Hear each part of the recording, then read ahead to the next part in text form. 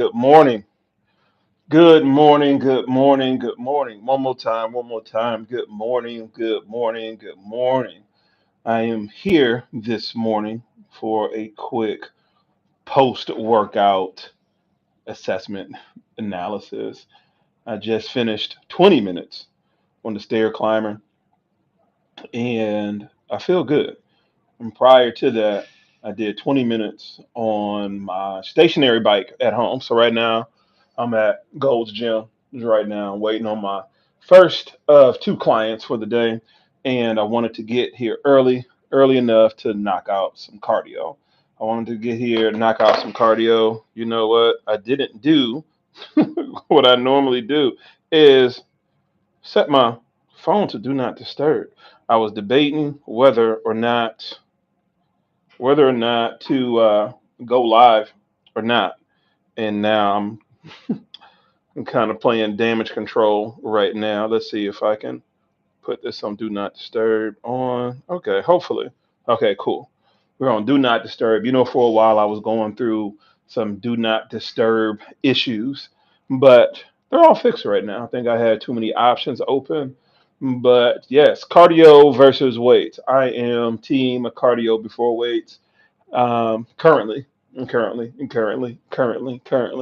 we all have seasons where we do certain things and then we switch up and we do the opposite, right? So I'm in my current season of cardio, then weights. I like it because it gets my heart going. It makes me think a little bit more clearer, and I'm just better primed. I'm just better primed for that. But what I do have to do is get my water in. Is get my water in. So, how did you sleep last night? How many hours of sleep? I think I knocked out about 10 o'clock. About 10 o'clock last night. I woke up about 5:30 this morning. Woke up about 5:30 this morning and got on my bike probably about like 7:45 though. I had a couple things to do and I'm like, let me make sure I get on this bike so I can, get my day started. Let me get my day started. We're going to share this on our community wall. I'm live. I'm live. I'm live. I'm live. Okay, share it to the community wall. So if you're watching this right now on the replay, you can type in team replay squad. But if you're watching this right now, you can go ahead and share this on your community wall. There is nothing in particular that I do want to talk about at this moment, but I'm just trying to do a better job at being consistent at coming on here live, doing my lives. I usually find time to go live. And the past, let's say, week has been kind of shaky, but I want to make sure I'm on here for you all to just chat with you all.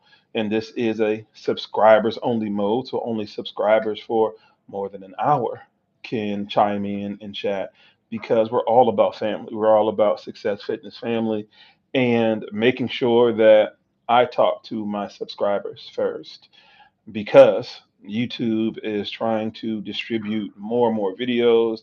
That way they can put more advertising on there. They tend to send our videos, my videos, to new viewers, right? And it's cool, but they don't ever convert. So I am taking the initiative to make sure I'm blocking that off to my capability.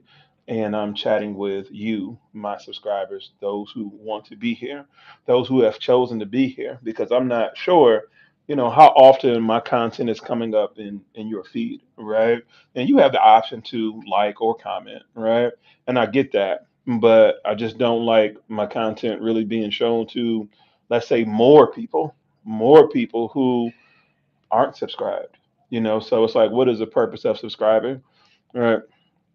We have the recommended tab, and it does give us some, new content, new ideas, fires for people. But I would rather them focus more on the subscribers who you subscribe to, right? The content creators who you subscribe to. So since I cannot control that so much, this is the way where I can control it too. When I do go on here on live or come on live is that I turned my subscribers only mode on, that the subscribers can only chime in and chat. I was running into some issues when I first started doing these lives a few, let's say, weeks ago, where I would get these comments and it would be from people who aren't subscribed. So I'm like, well, why are they more apt to comment? You know, that's just kind of weird to me. But I understand it's a whole different generation and all that jazz. But I'm here. We're here right now, waiting on my first client for the day. Man, your Apple Watch. I gotta watch it. I gotta watch this, man. I gotta watch this. Gotta watch my watch. You kind of gonna see the kind of build up right there. And what I normally do is take all this off. Matter of fact, I can do all this in real time. So getting ready to wipe down my watch. I don't have like any cleaner. Usually I have some Lysol, some Lysol, and I don't right now. This is just spur of the moment, so I just hit this. If you've never, cleaned out your Apple Watch, you push it down. Man, I sounded country. I said push. Push it down. Go to the other side. Now, what's challenging for me is making sure I put them back on the correct side. Okay, I know what that one is, and then I'll take my Apple Watch and this little cover that I have, and I'll take that off. But I'm feeling good.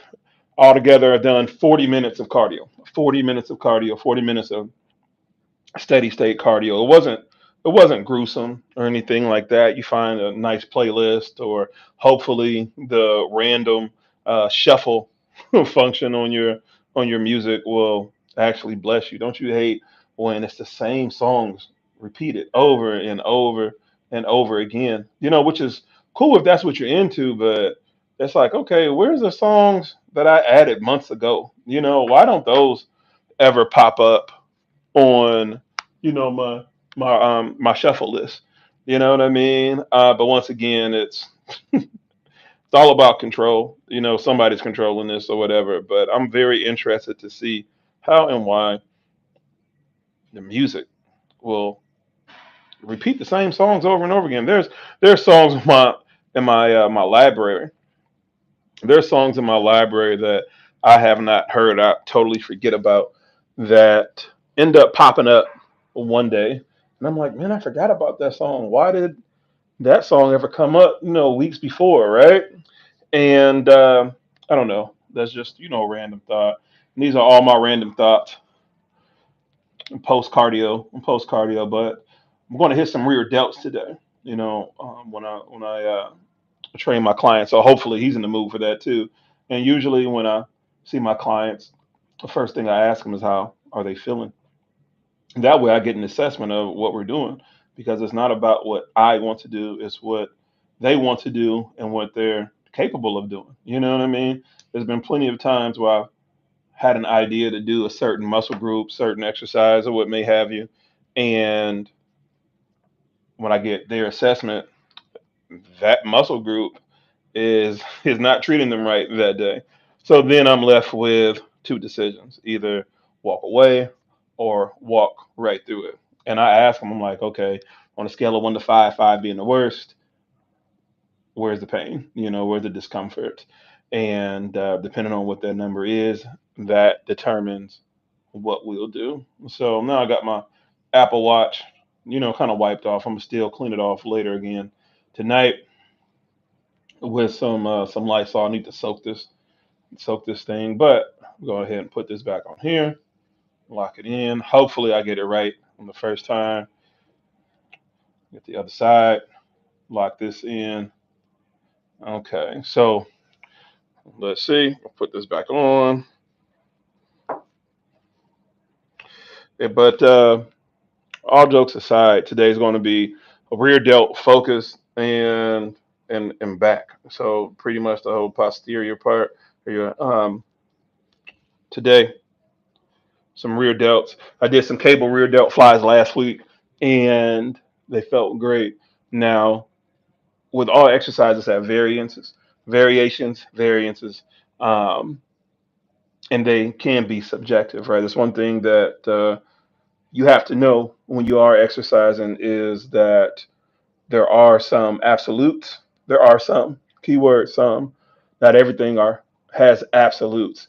A lot of things have variations and variances, right? And what can look like somebody's making up an exercise is probably true. They're just executing a variation that you may not know about, right? So, with that being said, rear delt flies. You have this angle where you're leaning over and you are lifting, or you want to call it abducting. I hate trying to use these. I don't even call it big words, but you're flying, right? You think about a bird when they're flying, their wings up and down, right? And when you go straight up 90 degrees, or bend 90 degrees or whatever, I'm sorry, that's cool. That is also an angle. That is also an angle. But personally, I found when I fly up and back, when I lift my arms up and then back, I get more of a contraction with my rear delts. And I tried that variation maybe on our last set last week. And out of the 4 or 5 sets that we did, that last set, when I went up and back with a brief hold, I finally felt my rear delts the way I wanted to feel them in that particular exercise, that particular set. And with that being said, that's why you do reps. That's why you do sets, because you're going to find different variations that work for you, that are comfortable for you. If you are working out with somebody or a workout buddy or whatever, their angle may be advantageous for you or more advantageous for your workout partner.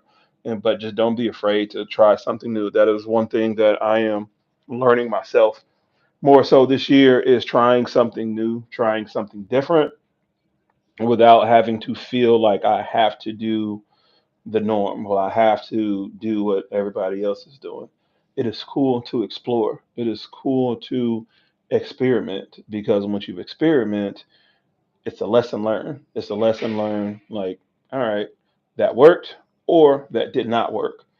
Either way, it's a lesson learned. So take in as much information, take in as much learning that you can, because there's nothing wrong with it. It's like, oh, okay, hey, I tried this angle or I tried that angle and it didn't work. Or you have the possibility that it does work, right? But you will never know until you try. Some things are uncomfortable, and depending on what grade or what level of uncomfortability that is for you, will determine how often you do that said exercise, that movement. But it's all about having fun. It's all about discovering.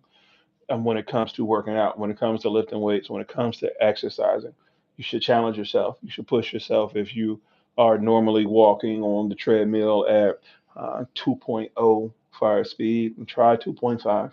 You may think that is too fast, or try 3.0. But who's to say you have to go from 2.0 to 3.0 and hold that 3.0 for 2 minutes? Okay, can you do 30 seconds? This all or nothing law I'm seeing so much of in the fitness community, in the fitness world. This kind of just raises my eyebrow of, where are the teachers? I don't necessarily blame people or fault people or the individuals or people who are, just, having fun and did everything in their power to make it to the gym, right? And when they go, they kind of can get stuck into this mindset of, this is the only thing that I will do. This is the only thing that can be done, because this is the only thing. This is the only way it has to be done. Like I said earlier, there are some constants. There are some um, things that are engraved in concrete when it comes to exercises. But to name them right off the top of my head, you know, let's say, okay, when you're doing bent over rows, barbell rows, a constant is keep your knees bent, slightly bent though. It just depends. Now, with variations, is that when you bend over, pause, the most I've seen somebody or recommended or, was taught is 90 degrees. It does not have to be 90 degrees in order for you to do a bent over row, whether it's cables, whether it's barbells, whether it's dumbbells. You do not have to be 90 degrees. Some can say that is the most optimal. And I would say, well, it depends on the lower back health of that person. Everybody may not have the strongest lower back or posterior chain, and that is okay. But they're still here, they're still in the gym working out. You can work different angles. You don't have to be, straight 90 degrees, right? When you are doing bent over rows, you can be right here. You understand what I'm saying?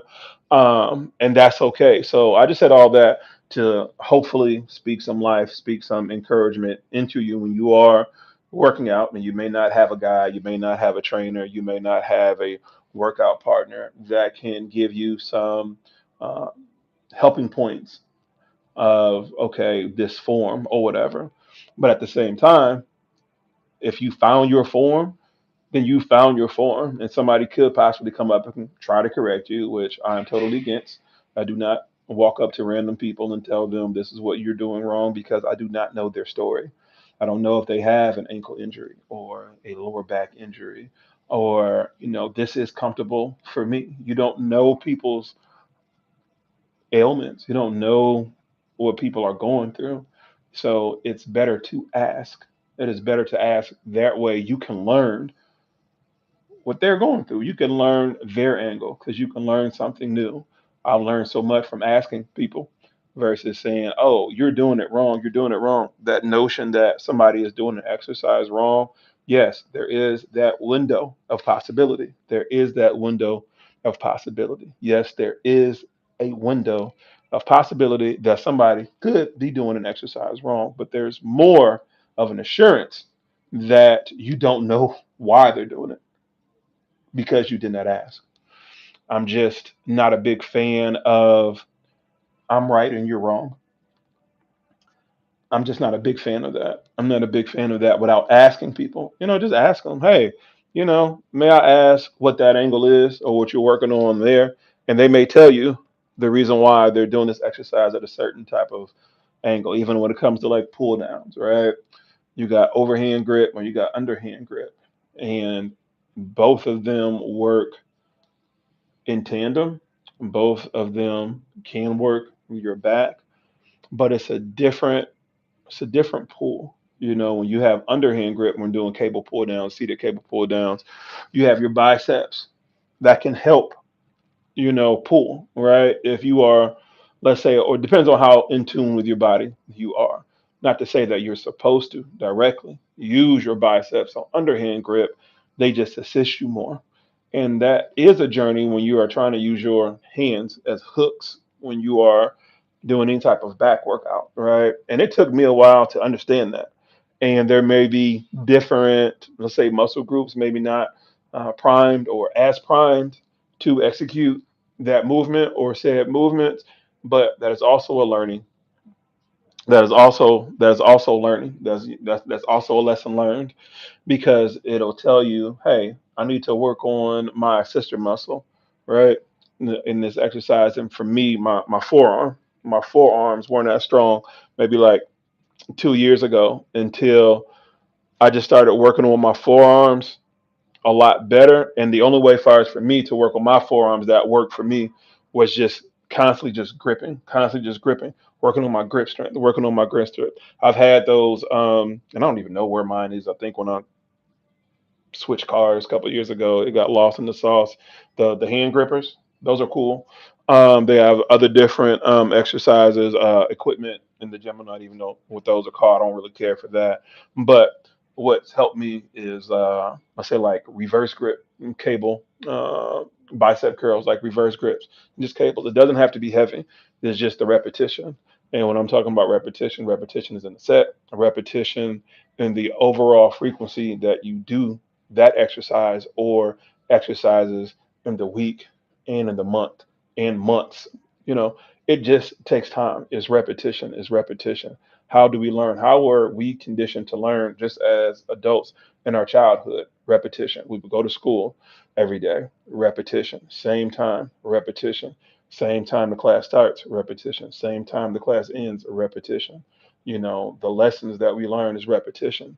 So think about that when you are working out. It's repetition, repetition, repetition. And you try different angles. You can try different variances, variations. And just with that being said, you can have fun with it. You can have fun with it.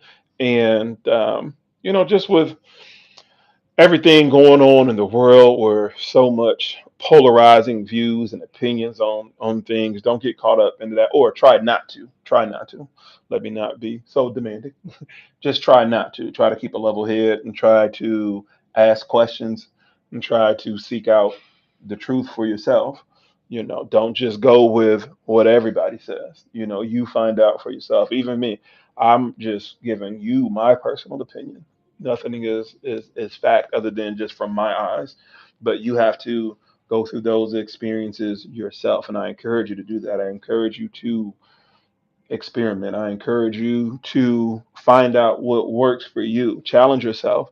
If not for an entire 2 minutes on the treadmill at a speed that you are unfamiliar with or maybe unfamiliar with, 30 seconds. Try 30 seconds, and then try to see at the end of that 30 seconds, can you go another 30 seconds? That's how I learned how to, let's say, do like, I guess, long cardio, if that makes any sense. Like even on the stair climber, I did 15 minutes on level 5. And then, well, I did 10 minutes. I'm sorry, 10 minutes on level 5. And then from 10 minutes to 15 minutes. So for 5 minutes, I went back down to level 1, and then for the last 5 minutes, I went back up to level 5. And when I went back up to level 5, I was not as winded.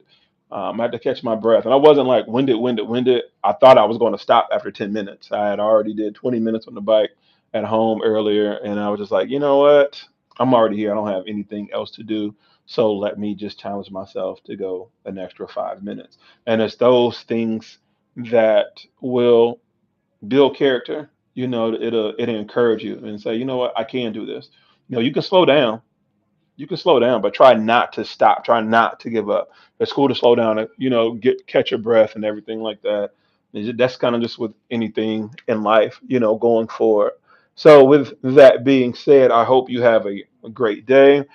I need to work on another podcast. It's been an entire week since I recorded uploaded another podcast, my podcast episode.